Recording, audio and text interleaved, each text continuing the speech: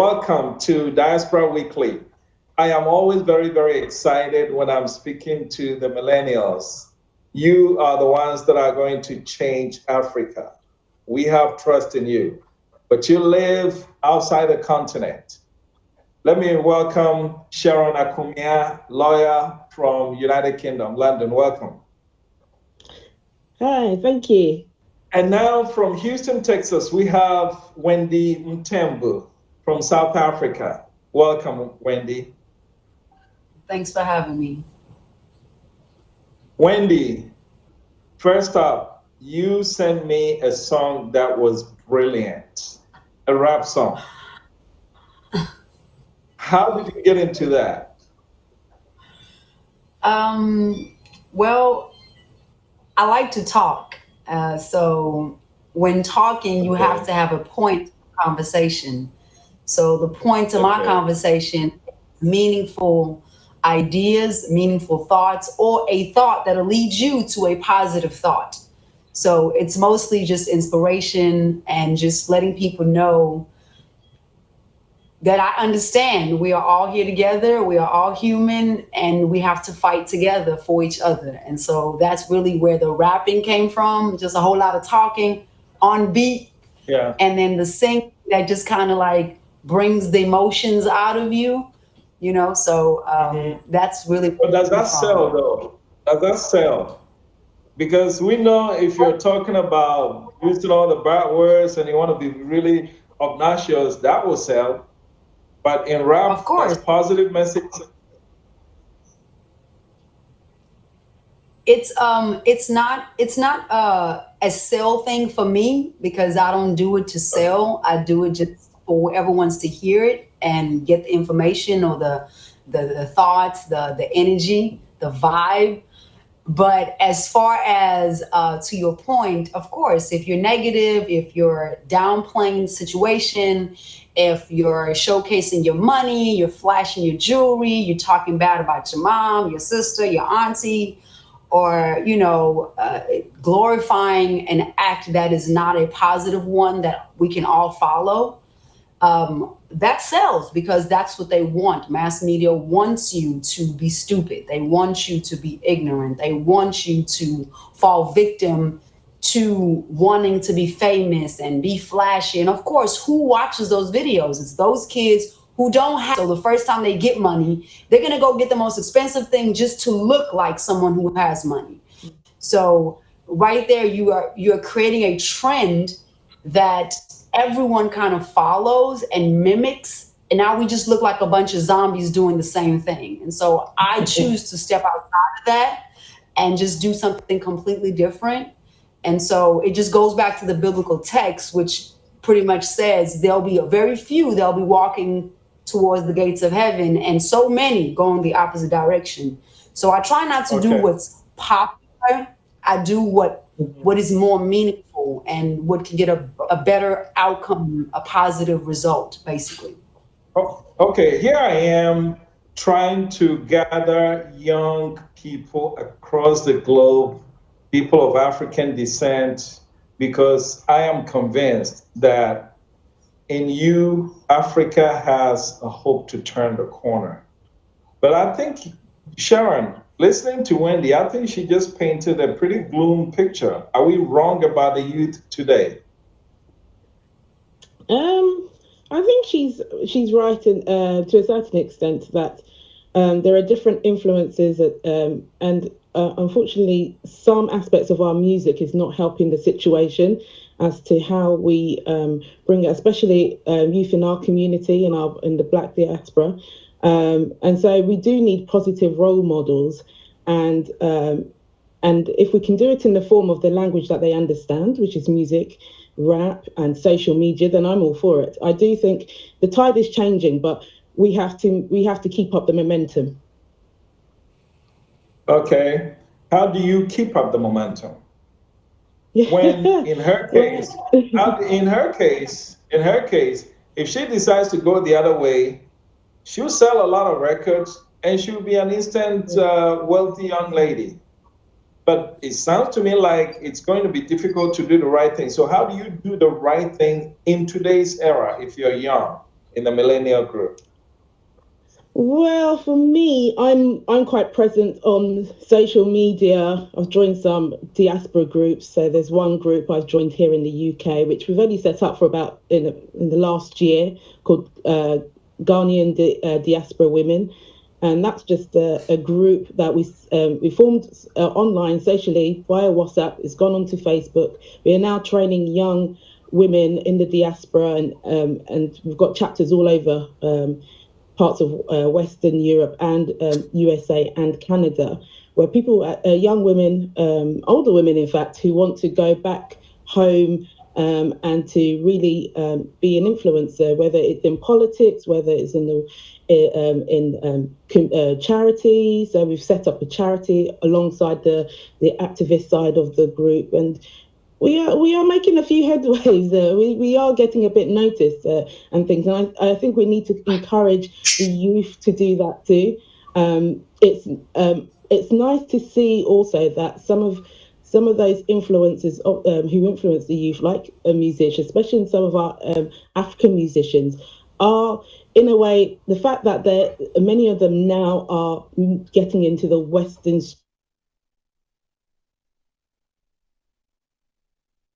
music and African music, Afro beats and others. I mean, it spreads all over. We had it in West Africa, Nigeria, Ghana. Now you've got the Congolese, you've got the South Africans also coming out with their music, and it's really influencing even the Western kids in America and in Europe, and even in some parts of Asia where they're beginning to like our types of music. And there are messages behind them. It kind of reminds me of when he came out and he was talking about what happened to us in freedom, in slavery when we were slaves, and freedom, and really understanding our culture. And I think we're beginning to see that, probably not in a very abrupt way, but we're picking these like influences are really now tapping into the youth, and the youth is beginning to take it up. So one of the things that comes to mind is the big festival that they had in the last year, which was Afro Nations. He had it first in Portugal, where two Nigerian guys set up did a big music festival, huge, and many young diasporan young people went along. It was just spread through social media, and you had thousands upon thousands. And then then they tapped onto the return of year of return in Ghana, and did another huge music event at the end of last year in Ghana, which also gained thousands and thousands of people. And that's just, it's allowing us to really appreciate our culture, our music. There is power in our music and in our culture. And drive our music with that. So you can bring people together with music and all that hoopla stuff. Yeah. But Wendy, at the end of the day, we Africans have to be able to manufacture airplanes. We have to be able to build nuclear power plants and all that stuff. Why is it that whenever we get together, it's all about the entertainment stuff? When are we going to get deep into the meat stuff? I think that the entertainment is a way to draw us out, but like she mentioned, if there's a solid message behind the entertainment, then I have your attention with the entertainment. Now let's present and let's figure out who would like to channel this energy in the right direction. Are we doing that? I believe on a small scale we are. It needs to be more forceful and more impactful. Okay. All right. What can the young African do that the older generation could not do? I ask this because on average, African countries have had independence for 60 years, all right? And we didn't need to reinvent the wheel. We had the fortune of having our own traditional systems, and we had also the Western system. So we were in a tremendous opportunity to draw from both and forge a brighter future in a relatively short period of time. 60 years later, some would say we're still spinning our wheels. So what can your generation do for Africa that the older generation don't seem able to be able to do? In my view. For me, what I can see from my generation is that we're very entrepreneurial. Being in diaspora, many of us are now setting up our own businesses. We find it hard to break into the traditional sense of climate. For a while, you've seen a lot more young people, even now in this time of COVID, young people are really being entrepreneurial, really becoming influencers in themselves, setting up their own businesses. And I think that's what we can contribute home. We in Africa, we've become way too dependent on the West, small scale. We need to scale up. And for a lot of young people here, they're beginning to understand, look, I can be an entrepreneur, I can get investment. And that's the key thing for me about the young people in the diaspora going back home. We can collaborate with our people back home to really scale up and then really be less dependent on the West. For us, we can borrow money. We can borrow money at very cheap rates. If you're going back home and you're going to borrow money in Ghana, you're looking at something like 15%, 16% interest rates. If you're lucky. If you can collaborate, if you're lucky, that's true. If you're lucky. Yeah. And if you now then collaborating with people, with those in the diaspora who can get loans for 3%, 4%, 5%, and bring that back home to invest, I think it's a recipe for success. And you're already seeing a few things coming up like that in Africa, where young people are coming back home and really investing and really coming up and showing this is what we've done in the back home, back in the West. This is what we think. This is how we think it could work. We don't want to come and take over. That's not what we want to do. But we do want to collaborate. Well, are you forging those partnerships now, Sharon, or you hoping to forge them once you get on the ground? We're already forging them. I've definitely started forging relationships, and there is quite a good network on social media. There are organizations now. So like you've got like big funders, venture capitalists, venture angels who are out in the diaspora and now encouraging entrepreneurs to come home. They've connected with those back home in Africa, and they're already forging partnerships. And certainly I've got a few friends and contacts on the ground in Ghana, where if I wanted to set something up, I know that I could tap into them, and we could do something hopefully really great out in Africa. So yeah, definitely. There's already big funders ready to come to Africa and fund. Yeah. Okay. So in your case, you're of Ghanaian parents. You live in London. So when you're ready to come, most likely you're coming to Ghana, right? Yes. Okay. We're talking about partnerships, right? Wendy, I want to ask you this. You're from South Africa. When you get ready to invest in Africa, wouldn't you like to see cross investment, like Sharon, a Ghanaian in UK, looking to invest in South Africa, and you from South Africa looking to invest in Kenya? Do we see that, or everybody's just going to go back to their country? I think that we don't see enough of it, and it needs to happen because we have resources that are tailored to just humanity. And if we can just come together, share those resources and help one another, I feel like we can move much further in life, period. If we can just collaborate versus trying to do individual things that separates us. It takes us in different paths. When you talk, because if we're talking about Pan-Africanism, It doesn't have to be that South African diaspora invests only in South Africa, Ghanaian diaspora only invests in Ghana. We have to cross it out. What needs to take place before we can do that? What I would like to see take place is, like she mentioned, people who have certain ideas collaborate these ideas, bring them together, and share resources. There may be some things that South Africa may be able to offer to Ghana or, Congo.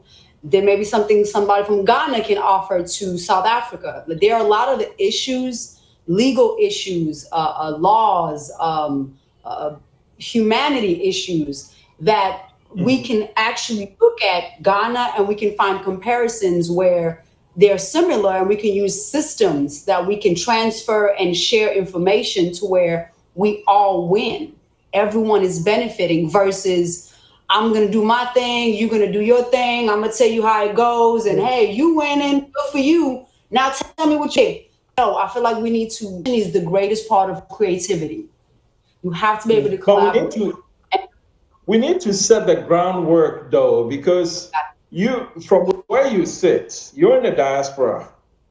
I mean, if the groundwork is not set up where you can go to Sudan to go and invest comfortably as a fellow African, it makes it very difficult for you to take that chance.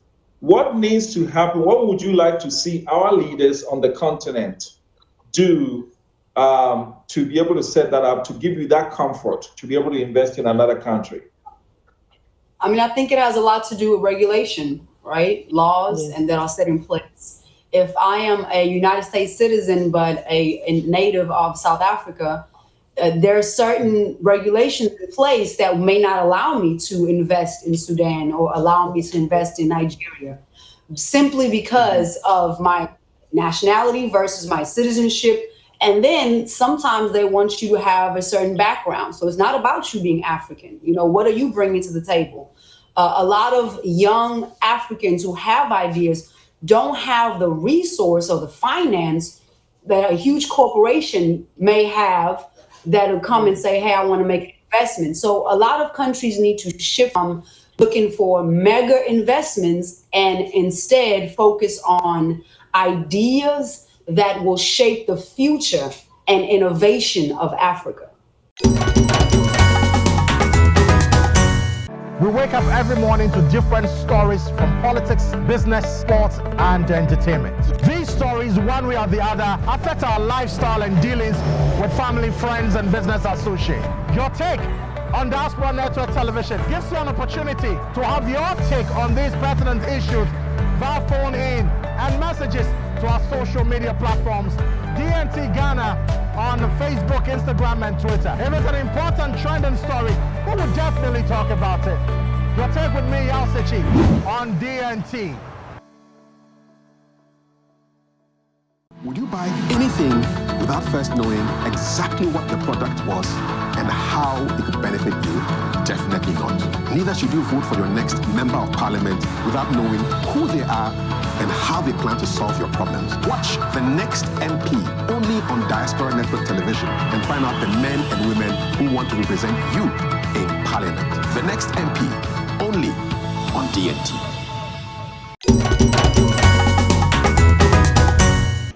But we have to first love ourselves. You see, me, I'm a Ghanaian. I've lived in Houston. When I see you, Wendy, I see a sister. I don't see a South African. When I see someone from Tanzania, I see a brother. I don't see a Tanzanian. Do we have enough of that attitude on the continent to be able to facilitate cross-investment from the diaspora? Sharon? I would say we certainly have our perceptions about certain different groups. And sometimes when things are tough in a particular country, the first thing that happens is that they start blaming other immigrants from other parts of Africa for taking away trade or doing some sort of illegal activity, which they're not, and saying that they're coming to take businesses away. And then you see vigilantism. I mean, we've seen it in recent times. We've seen Nigerian traders in Ghana, in Kumasi, and Accra. We had a few Ghanaian. We had some of the Ghanaian. The spare parts traders complaining that the Nigerians were undercutting them and that they were working illegally, when actually they were working, from what I understand, perfectly within the law. And then you've seen it in South Africa when there were attacks on Nigerians and other Africans from different parts of Africa. So, and I think that our politicians can do a lot more to really encourage trade and investment from other parts of Africa. We should be working amongst ourselves rather than always looking out to Western countries to come and also invest. I think we have so much resources in Africa collectively. We can do so much. I mean, just even our cocoa, the chocolate industry in Europe is absolutely huge. It's over £20 billion worth of revenue. We only see in Ghana, we're the second largest producer of cocoa, and we only see a fraction of that. I think it's about 5% investment money coming back to our countries. But yet, when you look at the bar of the chocolate, cocoa is from Africa, from Ghana or Ivory Coast. Ivory Coast being the first largest producer of cocoa. The vanilla is from Madagascar. The sugar is from Africa or Brazil. I mean, we produce all these. We provide the primary ingredients, and then they go and get made in Switzerland or Belgium, and they take all the credit. It's Swiss chocolate, but there's no such thing as Swiss chocolate. It's African chocolate. Well, guess what? I think in your earlier submission on this particular subject, you mentioned what happened in South Africa. Perhaps Wendy can touch on that. Why would a South African Black attack a Nigerian for coming to take their job or being in a foreigner, trying to drive them home? But they're fine with the Dutch guy who came from Netherlands. He's no problem. He can walk. But I'm going to attack my fellow Black man. What is there that we don't know? Well, what a lot of people don't take into consideration is the psychology behind everything. So self-hatred is a deep root of the problem. Like if you look at how Africans, and I want to say South Africans because that's where I'm from, the hatred of another person and myself, I'll rather look at a Dutch or a British person and say, hey, if they come in, then it's going to be good, it's going to be clean, it's going to be right. Says who? Right according to whose laws? Good according to who's good. So it's all relative, right? So if you look at the history of apartheid and everything that has happened, everything that they consider, which was great, which is good, developmental, economically, it came from the British, the Dutch, right? So when you see another African coming in with trade and you selling your stuff on the street, and now tomatoes is not getting customers because your tomatoes look better because your tomatoes come from somewhere else, there becomes this competition that we have amongst each other. Instead of saying, hey, I'm going to share my ingredients with you, I'm going to show you my recipe, this is how my tomatoes come out better, and we can work together, we fight. We use just crazy ways to fight against each other versus trying to help one another. And I've seen this with the xenophobia in South Africa. And I've heard conversations from my own family members who I had to check and say, no, the people from Congo did not come steal your jobs. You didn't go get that job. Did you go and buy a bunch of shoes in China and come and sell them so that you can provide for your family? No, you did not. They did. So when you see someone working and you're not, and you don't know how they got what they got, it's easier to just be jealous or to compete with you or be mad at you or angry at you because I don't have it. And the first thing you say is, why you got to come in my country and come take my resources? It's happening here in America.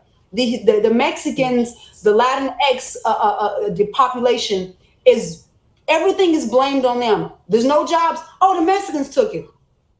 There's no food. Oh, the Mexicans ate it. No, that is not the reality. It's all about perception. Those people come in and they work. They work hard. Yeah. They give up. They sacrifice everything, just like the Nigerians and the Congolese who leave their country to go to South Africa for a better life for their families. Everyone is just trying to make it. So before we start pointing blame and hating each other, we must focus on the real psychology, self-hatred. Yeah. Okay. What you said is like, if I got you right, it's like the South African at the retail level, he doesn't compete with the executive, so maybe he doesn't have a beef with them. So he can only fight with the person who's competing directly with him. I get that. But then if that's the case, Sharon, how do you explain the fact that when you go to Zambia, you have Chinese people retailing in the markets? And the average Zambian, he's fine with that. But let you, a fellow African from another African country, can't do the same thing. They have a problem with it. Why? It's a tough one. Again, we see people, we see other races from other countries, the Chinese, the Americans, and the British. We've got this perception that what they bring in, what they sell to us, is better than what we can ever produce. We don't support our own. Often there is a case that sometimes our own produce are a bit more expensive, and that's because we haven't had the investment to be able to scale up. We don't have the factories to produce, to manufacture. So of course, we're never going to be at that level where they can just economies of scale and just bring things in and just sell them off at cheap prices. Plus, they do come in and undercut our produce and our goods anyway. And that's another issue that, in terms of law, we need to look at in terms of competition. But ultimately, psychology comes down to it. We perceive those from other parts of the world as more superior to us. We don't value ourselves. We don't value the things that we have in our own country. We don't value what we can produce or what we can do for ourselves. So and just to add, go ahead, please. Just to add on what Sharon just said with the psychology part, like, you have to understand that what is shown to us via media all over Africa, what you mostly see are the commercials of westernized, what white people make. It looks good. You never see people that look like you in certain things. So there's that part of you that's like, oh, well, that looks nice and they do it, so it must be great. It makes you feel a certain way. They have a way of manipulating your emotions to make you feel like that is right and something else is wrong. It's the same like a name brand, if it's from Paris, hey, that's from the Paris line, I have to have that. But you can have your next door neighbor making beautiful garments, beautiful gowns. Yep. And from the farm, this is from the farm. It smells like farmland. I don't want that. And it's all about how we see ourselves. If we don't see enough of culturally relevant information provided to us via media, radio, books that we read in school, the history that is taught to our kids in the classroom, even to our heroes, our mathematicians, our doctors, if you cannot see yourself in anything, you automatically are going to hate what is you and like what somebody else is.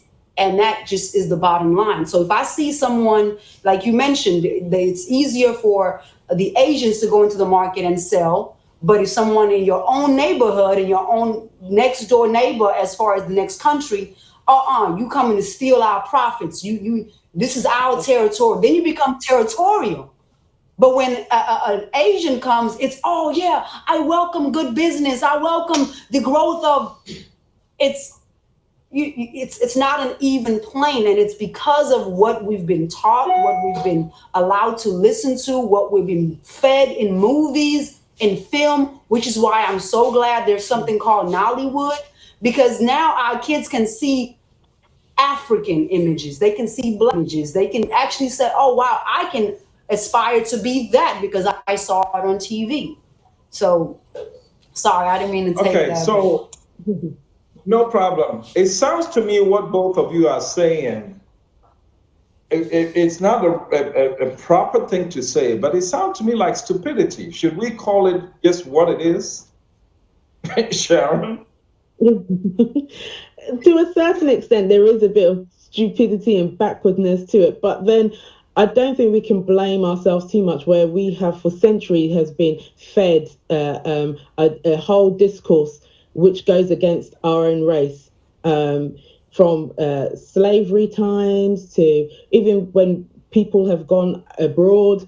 We've just always been fed, as Wendy said, our history doesn't, like what we're taught in schools. I mean, there's a whole debate here in the UK, which has stemmed out of the Black Lives Matter about we now need to start teaching the negative side of the slave trade, because the British and the Americans teach the positive side of the slave trade, if there is even one. But the fact that you displaced so many people died, so that you can be the wealthy countries that you are today, all comes from the backs of slaves, and we need to be able to teach that. I mean, I didn't get to learn that, apart from what my mother told me, because she was quite in tune of teaching us our history and made sure that we came home to Ghana when we were younger to understand our history. But in terms of my schooling, it was only when I was in my final year of university on resistance and domination in Africa that I actually learned exactly what had happened. And that wasn't from a black professor, that was from a white South African professor who was telling us, look, my ancestors did some really horrible things to your ancestors. And it was really insightful. So, and some people won't get that opportunity to learn it till later on. And so you can just imagine what we're being fed, and then those who are not educated, then what they teach their children. And it's just been a cycle, generational cycle, which now hopefully we're now beginning to break. And so if we have that in our heads, then we wonder. Okay, I get all that. So you've been fed some poison. But now you are highly educated, you live with them. In the United States, Africans are the most highly educated ethnic group in United States. What's the use of all that knowledge if you can't figure out that this person has been feeding me junk? I'm not going to eat that junk anymore. But we're still eating that junk food. Wendy, why? When are we going to figure out that, look, enough is enough? Whatever the excuse is, we've got to figure this out and move on. What's it going to take? Well, the term ignorance is bliss comes to mind. A lot of people, it's out of sight, out of mind. And if the Africans who are in different countries, or even African Americans, or in the UK, if they don't take the opportunity to actually learn the history and see the need to change, because it stems down, it's a lot of levels to it. If you're going to change the school curriculum, that's a whole nother ball game, right? If you're going to change the way you teach history in school, that's a whole nother ball game. If you're going to change the way parents teach their kids, you have to figure out how they were taught. So it's easier said than done, but ignorance is bliss. It comes to mind because a lot of people just would rather not know. Like, I don't care. Like, they're just like, oh, I'm living my life.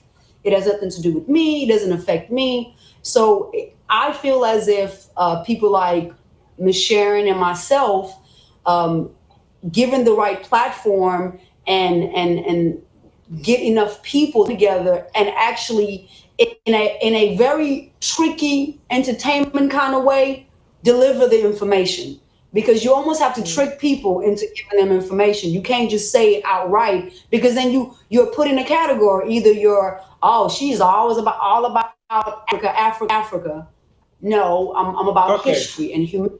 So it's really a tough question, and it's really hard to answer. But that's why, see, I know you guys got what it takes, and that's why this interview is different from the previous ones, because I really want us to get into the deep stuff. Whatever that we've spoken in the last 20 minutes about African people and how we feel about non-Africans, like the Chinese and white, do you see that has permeated into up to the government level, where our politicians, counterparts from other countries, do you see that, Sharon? Yeah, I do. I think our politicians haven't helped at all, and it's time that we in the grassroots hold our governments to account. We can't have different structures like the African Union and all sorts of different organizations, the African Development Bank, and yet we're not seeing investment on our own continent. We're not seeing intertrade. I mean, we have the African Continental Trade Agreement that's due to come in next year. It was supposed to be this year. But even that started off with a whole load of controversy. Many countries didn't want to sign up to it. In fact, the two biggest economies, South Africa and Nigeria, were probably one of the late comers into the trade agreement. And many people are now skeptical. Can we actually intertrade amongst ourselves, like how Europe has been doing for for nearly over 50 years? So it's going to be very, very interesting, and we need our governments to lead us. And unfortunately, and what's really disappointing is that our politicians, many of them, if not most of them, our current leaders, have all been educated in the West, lived in the West, whether in America, the UK, other parts of Europe, even Asia, and yet they come back and it's like they haven't learnt what works. I mean, we have to say there are things that have worked in Europe, which we could adopt in Africa. I mean, the African Union, I have to say, I'm actually quite disappointed. We just don't seem to be making any headway. It seems to be a gentleman's club, and it's very frustrating. And they're letting the continent down. And when they come and they do deals with countries from the West, like China, and really bad deals, really, really poor deals, you wonder what's in it for them. I mean, we all know there are backhanders in some of these trade deal agreements anyway, but it's so demoralizing, and it goes against their own people. And you just wonder, why do we do this to ourselves? It's very frustrating. You know, what Sharon just described, right? Every time it comes up, people make excuses. Wendy, let me ask you this. Have you ever lived with someone, like the person doing you a favor, you live under their roof? Have you ever done that before? Have you ever been in that situation? Yes. Yes. Okay. All right. Now, when that happened, maybe the person is feeding you, they're giving you shelter and all that. Did that give them the license to rape you or just treat you anyhow? And if that were to happen, would you keep your mouth? No, I would not, because that doesn't give you the right to treat me any kind of way. There are still human rights. So I wouldn't be okay with that. Okay, so why do you think African politicians now at the African Union level or whatever, and the reason I'm saying this is this: do you guys know about Ambassador Arikana Chiomborikwa, former African Union ambassador to the United States? You know her, right? Okay. Yes. She started calling out France about what France is doing to her former colonies. 500 billion monies that are deposited in a bank and all that stuff. And she mysteriously got fired by the African Union Commission. Okay, that sounds to me like somebody's got a hold on you and they can tell you, I don't like this, I don't like this, I can abuse you, but you don't have the right to talk. Are you, Wendy, are telling me if you find yourself in that situation, you're still going to talk? So why is it that our African politicians, despite the fact that we take loans from these people, yes, they have it, but they are abusing us and everybody knows it. Why do you think they can't? Well, I think everything goes back to the root of all evil, right? So you think about corruption, like most politicians are, there's corruption. I mean, I can tell you a story about a conversation I was having with members about what's going on currently in South Africa in certain towns. The government does not have transportation set up in certain areas in town.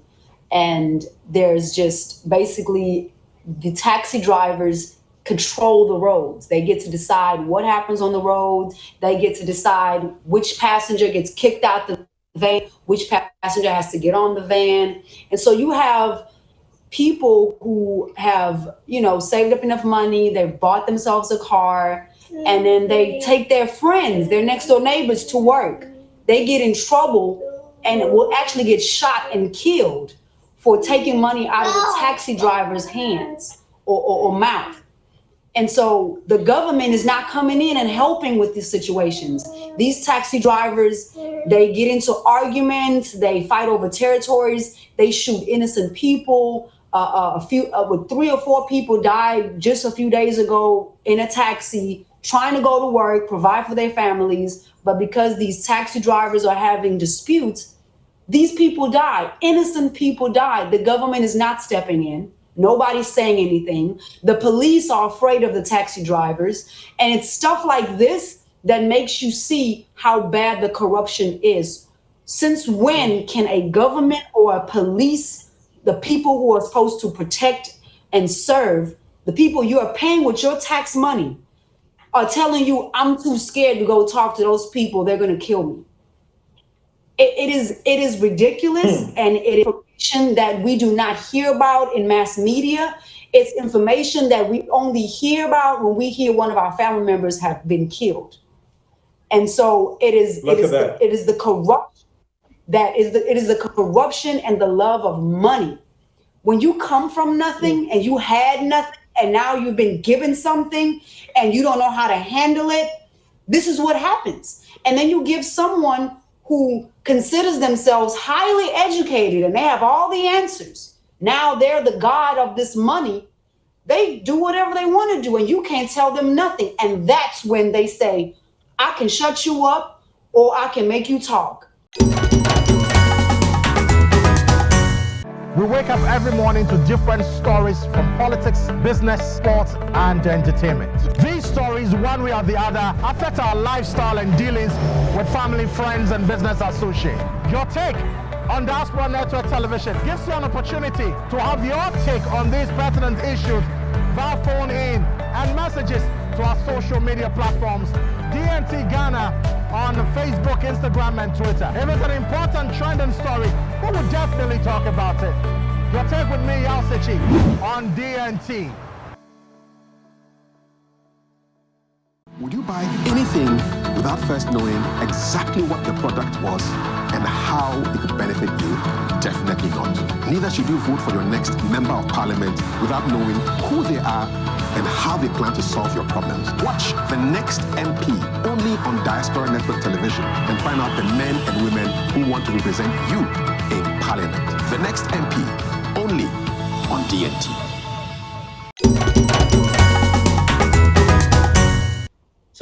So what kind of influence can the African diaspora bring to bear on the continent to stop all this nonsense, I would say? I mean, Sharon, you say you've organized groups and everything. You are in the diaspora. Nobody has you in their pocket. So what can you organize in terms of your group to bring to bear and say, look, you can't do this in Ghana. You can't do this in South Africa? Yeah.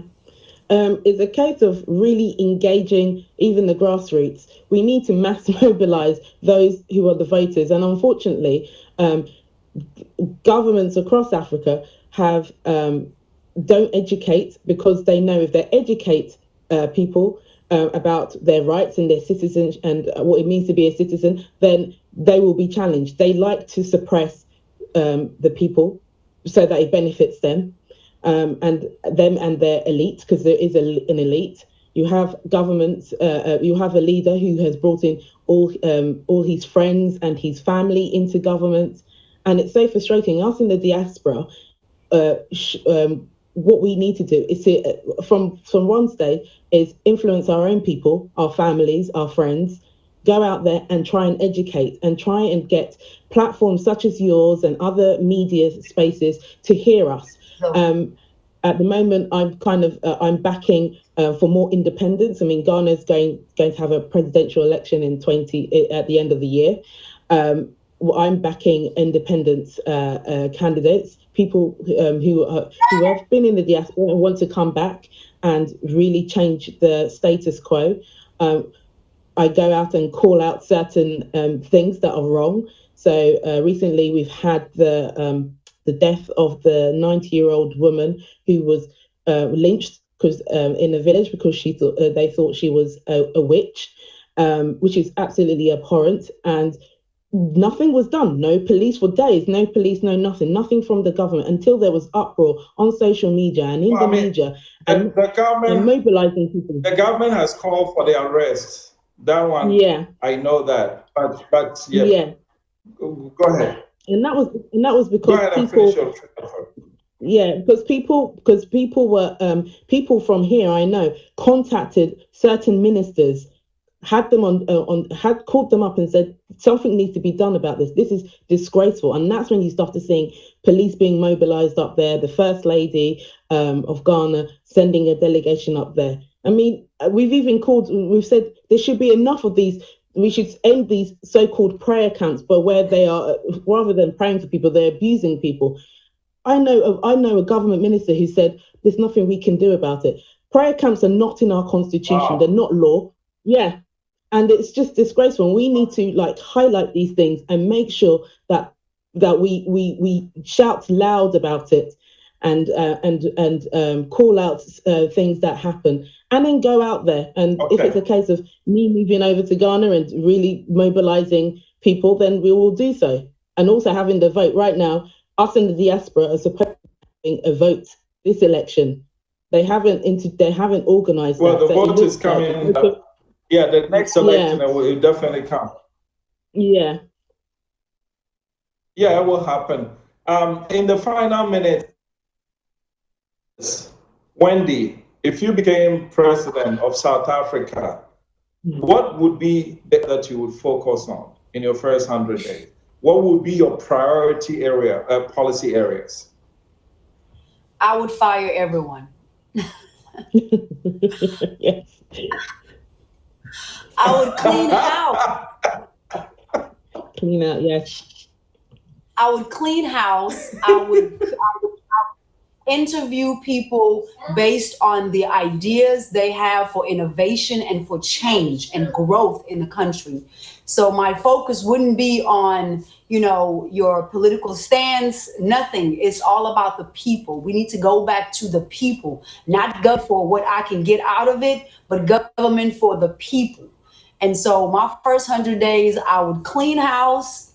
I would have everyone brand new. I would have young minds, intelligent young minds in agriculture, in science, in medicine, in education. I would change the whole curriculum. I would make sure that everything is geared towards growth in Africa, and I would definitely change the way we do trade and how we share resources across the continent of Africa. And I would definitely cut out everyone else until we get our stuff together in-house. Because that's how you clean house. Anytime you have termites, they don't put a tent over the whole neighborhood. They do the house first, and they fumigate the house first, clean it, make it sterile. Then they go to the neighbors. So I think that would be a good approach. What about you, Sharon? President of Ghana, first priority policy areas. Again, I agree with Wendy. I'll clean house. Those who have had a lot of power for a long time, it's time for them to go. I'll bring in young minds, people who have got ideas. We need ideas. We need investment. We need innovation in our countries, in agriculture, in infrastructure, in our schools. Again, I would also sort out some of our media houses that have aided and abetted some of our politicians in what information we're feeding to our people. And then for those who are from the outside, who are there and say, oh, well, you can't chuck us out. We've got contracts. We'll take you for judgment debts and all those things. I'll say, okay, then let's sit at the table and let's negotiate a more balanced contract. We do this in business all the time. I'm a commercial lawyer, and sometimes we've got contracts that are going on for like 5, 6, 7, 10, even 10 years. And we will come to a point where we say, actually, this is not working anymore. Let's see how we can rebalance this contract. We don't need to end it because we would like foreign investment. It helps. But let's make sure that it's benefiting our nation. If you're going to come in and you're coming to build infrastructure and everything, you're going to train our people. You're going to employ our people. You're going to have local partners. You're not bringing your people from abroad to come and work and to make money and then take it back out of the country. If you're coming to use our resources, or you will buy our gold at our prices, you will buy our cocoa at our prices. We're not having it. If in the Middle East they can command the price of oil, then certainly in Africa we can command the prices of some of our own natural resources. Well, both of you say you clean house, right? But yes, let's just say that before you became president, I had to do some favors to get you to become president. So you're indebted to me, and I have a position. Would you look me in the eye and fire me? Oh, that's a tough question. That's where would have to reconstruct. The reason why I'm asking, because you're going to need to rely on people. There are people that are going to go out and get out the votes and everything. And when you become president, some of those people might be in government. Would you fire them? You still fire them? I will only fire those who are not willing to come on my wavelength. I mean, I remember when Saddam Hussein was taken out of power after the war, and they needed to set up a new army and a new police to help stabilize the country, and they needed to work with people who were already there. And there were those who were willing, because they had no real choice, to stand with the Western the coalition. And there were those who were like, absolutely no, and they had to go, or they were in prison as of enemies of the state. And I think it would have to be the same. You would have to come in harsh. Look, yes, you helped me in, but I'm not promising. I do not condone corruption. This is for our country. You need to understand that our country, if we can better our country, it benefits everybody in the long run. If we can get people into work and everything, it benefits. If you're a business person, you're going to get people coming to your shops and everything. So why then bleed your own people? Okay, so Wendy, you come in and you fire everybody. You're going to be a one-term president, because the next time election comes around, you're not going to find anybody who can help you with the election.